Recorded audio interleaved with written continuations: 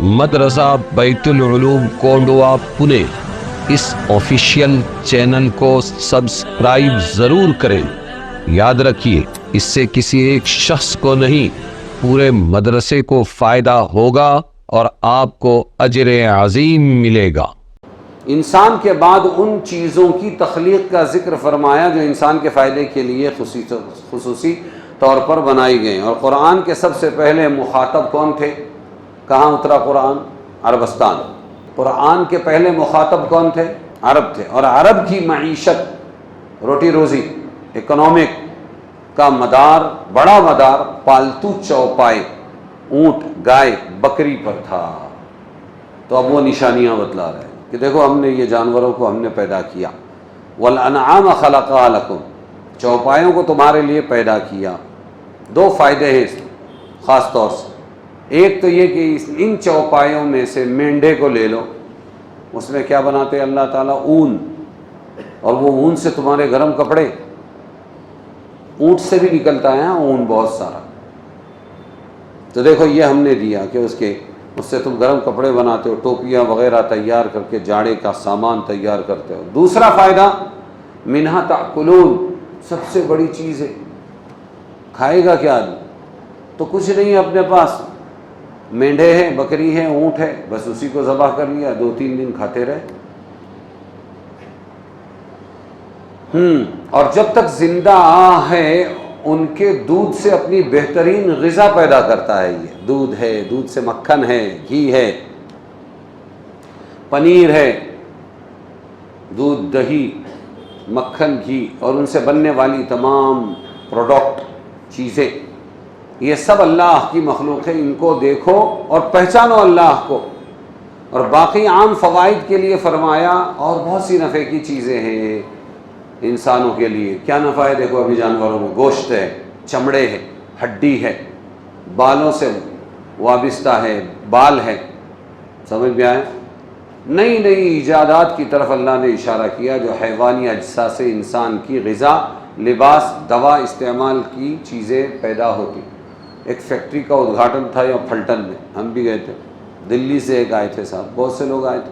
میں بولا آپ کیوں آئے ہیں؟ بولے میرا کام ہے، یہ جو وجڑی ہے نا، وجڑی یہ نکلتی، ایک بار جانور اندر گیا گیٹ میں تو باہر ذرہ بھی نہیں نکلتا اس کو، تو بولے وہ اس کی پیکنگ ہوتی ہے، وجڑی کی، ابال کے یہاں پیکنگ ہوگی، سیدھا جاپان اور تمہارے چائنا وغیرہ بھیج دیتے ہیں ہم لوگ۔ میں نے کہا آپ کیوں آئے ہیں؟ دوسرے اس نے کہا جو خون نکلتا ہے وہ خون پورا پروسیس ہو کر پاؤڈر بن جاتا ہے، ہم وہ خون کا پاؤڈر دنیا میں بھیجتے ہیں، کوئی چیز بچتی نہیں۔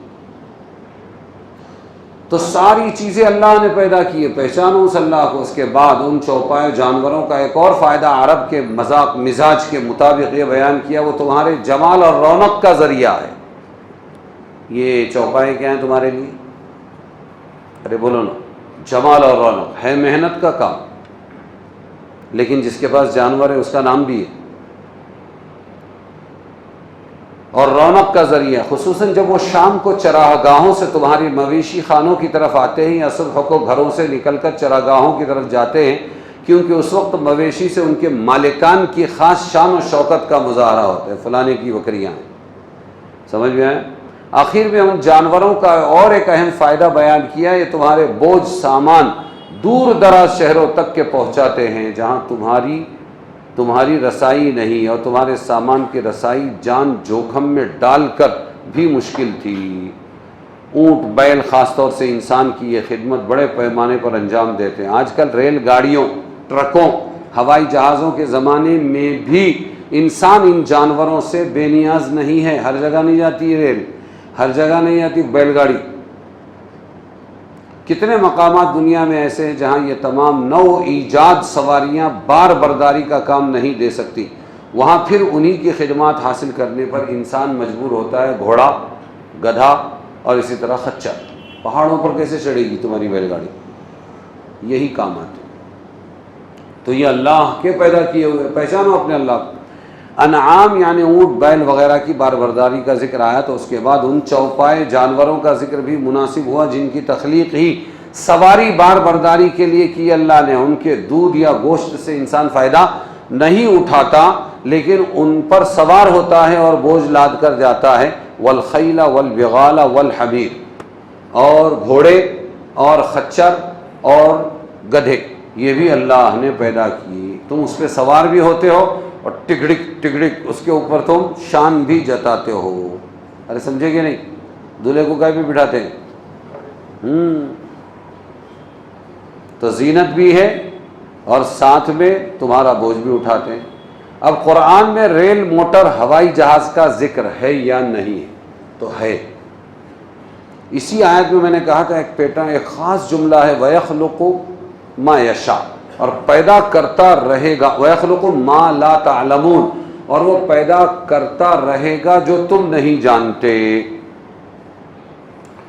اللہ تعالیٰ پیدا کرے گا وہ چیزیں تو تم نہیں جانتے. اس میں وہ تمام نو ایجاد، نئی ایجاد ہونے والی سواری گاڑیاں بھی داخل ہیں جن کا زمانہ قدیم میں وجود نہیں تھا، نہ کوئی تصور تھا، جیسے ریل، موٹر، ہوائی جہاز وغیرہ جو اب تک ایجاد ہو چکے ہیں. اور وہ تمام چیزیں بھی آئندہ جو ایجاد ہونے والی ہیں، سب کے سب ان سب کو پیدا کرنے والی ذات تنہا اللہ تعالیٰ ہی کی ہے.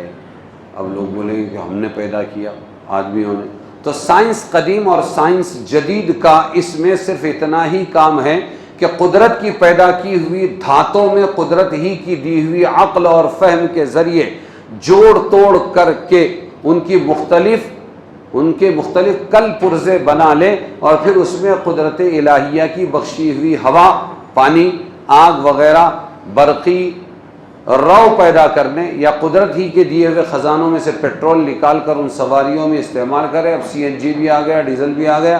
سائنس قدیم و جدید مل کر بھی نہ کوئی لوہا پیتل پیدا کر سکتی ہے، نہ ایلومینیم کی جیسی ہلکی دھات بنا سکتی ہے، نہ لکڑی پیدا کر سکتی ہے، نہ ہوا اور پانی پیدا کرنا اس کے بس میں ہے. اس کا کام، سائنس جدید و قدیم کا کام اس سے زیادہ نہیں کہ قدرت الہیہ کی پیدا کی ہوئی قوتوں کا استعمال سیکھ لے. دنیا کی ساری ایجادات صرف اسی استعمال کی تفصیل ہے. جو بھی ایجاد ہے وہ اللہ کی دی ہوئی، پیدا کی ہوئی، قدرت الہیہ کی پیدا کی ہوئی چیزوں کو توڑ بروڑ کے کچھ بنا دینا. اس لیے جب ذرا بھی کوئی غور و فکر سے کام لے تو ان سب نئی ایجادات کو تخلیق خالق مطلق کہنے اور تسلیم کرنے کے سوا چارہ نہیں. اور یہاں یہ بات خاص طور سے قابل نظر ہے کہ پچھلی تمام اشیاء کی تخلیق میں لفظ ماضی استعمال کیا، اور یہاں یخلق پیدا کرتا رہے گا اللہ تعالیٰ فرمایا. یہ سلسلہ چلتا رہے گا. اللہ یہ بھی کر سکتا تھا کہ آئندہ وجود میں آنے والی تمام نئی ایجادات کا نام لے کر ذکر فرماتا قرآن میں. وَيَخْلُقُ ریل، سمجھ میں آیا؟ ہاں، القطار، اور والطیارہ، اور ہوائی جہاز، اور کیا ہے، اتوبیس، بس. یہ سب بول سکتا تھا اللہ تعالیٰ، اور رنگاڑا.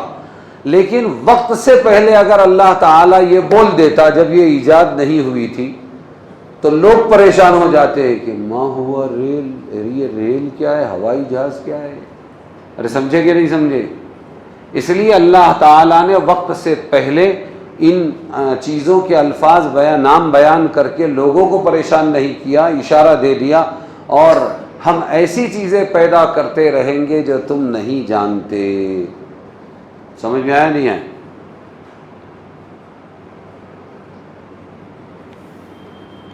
قرآن کریم نے اول انعام یعنی اونٹ، گائے، بکری کا ذکر فرمایا، اور ایک فائدہ یہ بھی بتایا کہ اس کا گوشت تم کھاتے ہو.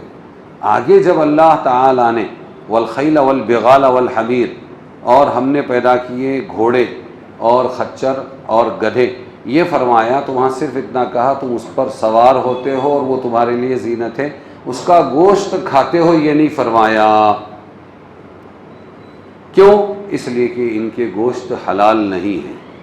گھوڑے، خچر، گدھے کا گوشت حلال نہیں، تو کھانے کا ذکر بھی نہیں کیا اللہ تعالیٰ. فقہا کا اتفاق ہے، جمہور، اور ایک مستقل حدیث ان کی حرمت پر وارد ہوئی ہے کہ ان کے گوشت حرام. مگر گھوڑے کے معاملے میں حدیث کی دو روایتیں ہیں، بعض میں ہے کہ کھا سکتے ہیں، بعض میں نہیں. اسی لیے امام ابو حنیفہ رحمۃ اللہ علیہ نے احتیاط کا پہلو اپناتے ہوئے فرمایا کہ گھوڑے کے گوشت کو گدھے اور خچر کی طرح حرام نہیں کہا. خچر اور گدھا تو مطلقاً حرام ہے بالاتفاق، مگر گھوڑے کے بارے میں امام ابو حنیفہ فرماتے کہ اس کا گوشت کھانا مکروہ ہے. تو ان کا پرپز، ان کا صحیح استعمال کیا ہے؟ سواری اور زینت. سمجھ میں آیا؟